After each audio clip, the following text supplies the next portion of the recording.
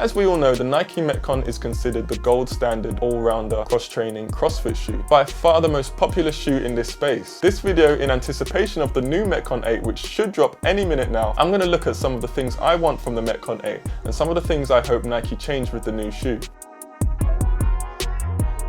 So don't get me wrong, the Metcon 7 is a good shoe. It does a lot of things really well, and I personally think that it deserves its place as probably the go-to shoe for cross-training, but it isn't without its flaws. There are a few little things here and there that I hope Nike change with the new model. Having used the Metcon 7s for a while, I'm going to briefly go through some of the things I hope that Nike change with the new shoe. Number one is comfort on longer runs. One of the problems with the Metcon 7 was it wasn't very comfortable for long distance running. Short distances were fine, but the feeling of the sole just wasn't comfortable for me when running for longer periods of time. Any distance over say 2 kilometers and you're wishing you chose a different shoe. My hope is that in the Metcon 8, Nike addresses this by maybe borrowing some of the features in some of their other shoes like the Nike Pegasus, which I'm quite a fan of for long distance running. Maybe if they go with a more stripped down and lightweight sole in the Metcon 8, it'll fix this problem and maybe make running longer distances more enjoyable. Number two is fix that rope grip. My hope is that they use a different type of rubber for that rope grip section on the medial side of the shoe. These don't work really well on every type of rope. Some ropes it's great, really grippy, but then I go to another gym with a different rope and the grip is non-existent. Maybe they could make the ridges more pronounced, change the design and texture of this section, or make the actual rubber used in the construction of this section a little softer so that you're more assured of a stronger grip. But that being said, not having a stronger grip on the ropes does force the muscles in your legs and your groin to work harder, but for those competing or trying to beat personal best, you may want this part to be as grippy as intended. Number three is sole construction. The Nike React foam wasn't to everybody's liking. I know you can't please everyone, but one of the more bold moves or more noticeable changes that came with the Metcon 7s was the addition of the Nike React foam to the sole. The people that liked it really liked it, but the people who didn't like it hated it. Some feared that the Metcons were losing their identity and just turning into a regular soft squidgy training shoe, and I get it. We all know that when it comes to squats and deadlifts, softness and bounciness in the sole isn't something you really should be going for. But as this is an all-rounder or a cross-training / CrossFit shoe,